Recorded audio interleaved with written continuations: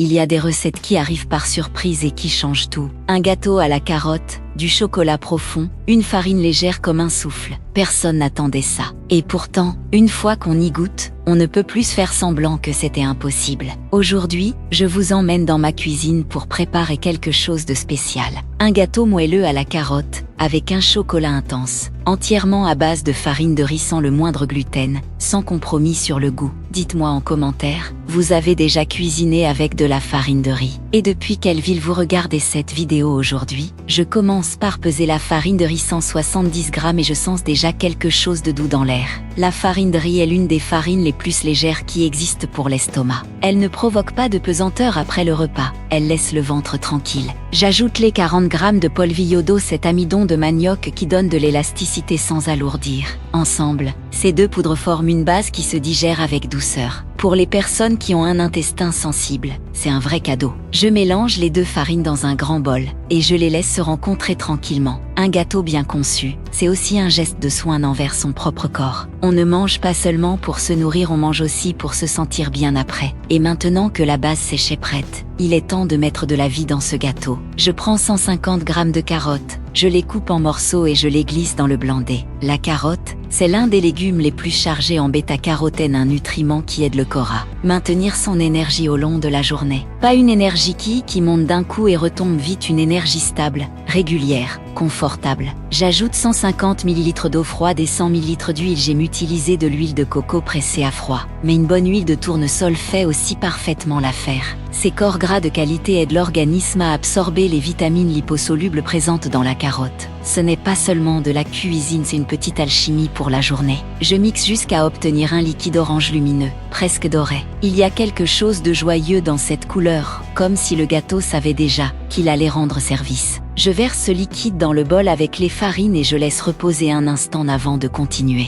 Mais il manque encore quelque chose d'essentiel pour que ce gâteau prenne toute sa légèreté. Je sépare mes 4 œufs, les jaunes dans un bol, les blancs dans un autre. Ce gâteau, je le vois comme une vraie alternative au pain du matin, il tient au corps, il nourrit vraiment, et il n'a pas besoin de gluten pour exister. La farine de riz, combinée à la carotte et aux œufs, crée une structure généreuse qui ne demande rien d'autre. Je bats les jaunes avec 120 grammes de sucre demerara. J'aime le demerara pour son goût légèrement caramélisé. Mais le sucre blanc fonctionne tout aussi bien. Ce mélange doit devenir pâle et crémeux, signe que les œufs ont bien travaillé. C'est exactement ça que je veux au petit. J'ai quelque chose qui a du corps, du goût, et qui se prépare avec plaisir. Remplacer le pain du quotidien par quelque chose qu'on a fait soi-même, c'est un geste de confiance envers soi. On sait ce qu'il y a dedans, on choisit chaque ingrédient, on met du soin dans chaque étape. Ce gâteau, c'est ça, une tranche de bonne conscience au réveil. Avant de continuer, j'ai une petite question pour vous. Dites-moi, de 0 à 10, comment avez-vous vu cette vidéo jusqu'ici? Laissez votre note dans les commentaires, vraiment, ça m'aide énormément. Chaque note que vous laissez, c'est un signal qui me dit que vous êtes là, que le contenu vous touche. Et ça me donne l'envie de créer encore plus de recettes nouvelles pour vous. Je lis chaque commentaire, un par un. Alors prenez 30 secondes et lasame votre chiffre. Je verse maintenant le mélange de farine dans le bol avec les jaunes montés, et j'incorpore doucement le liquide orange du blandé. La farine de riz est naturellement riche en manganèse, un minéral qui participe au bon fonctionnement des os et du système nerveux. C'est discret, mais c'est là, dans chaque bouchée. J'ajoute une cuillère à café de levure pour gâteau, juste assez pour que la pâte respire et monte sans se précipiter. La carotte, de son côté, apporte des fibres naturelles qui nourrissent la flore intestinale.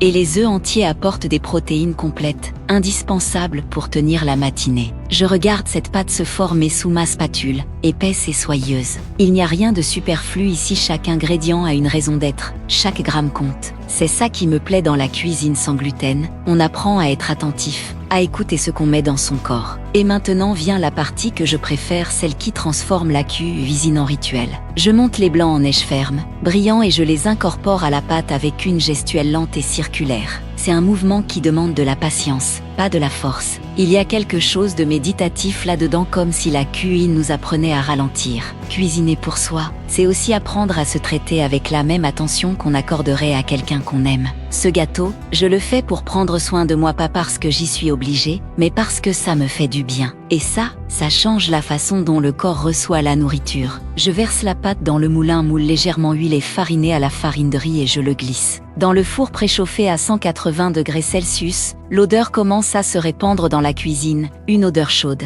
sucrée, légèrement épicée. C'est l'odeur du soin, c'est l'odeur du mets en train de cuire. Et pendant que le gâteau cuit, je prépare ce qui va tout changer, le chocolat. Topiku 6 conserve, quotidien après 35 à 40 minutes de four vérifié avec un codette, il doit ressortir propre, je laisse refroidir sur une grille. C'est le moment de faire fondre du chocolat noir de qualité, à au moins 70% de cacao. Je le coule généreusement sur le dessus du gâteau encore tiède, et je le laisse se répandre comme il veut, des petites coulées imparfaites. C'est exactement ce qu'on cherche. Ce gâteau se conserve très bien à température ambiante, sous une cloche ou enveloppé dans du film alimentaire, pendant 3 à 4 jours. Il est encore meilleur le lendemain, les saveurs s'approfondissent. La texture se stabilise, le chocolat fige doucement sur la surface. Au réfrigérateur, il tient jusqu'à 1 semaine, et il se congèle très bien en tranches individuelles. Je l'ai mopé déjà avec un café noir, ou à 16 heures avec une tisane de gingembre. Une tranche suffit, elle tient vraiment et elle rend heureux bien haut, du moment où on mange. Intégrez-le à votre semaine comme une habitude douce, quelque chose de bon, fait maison,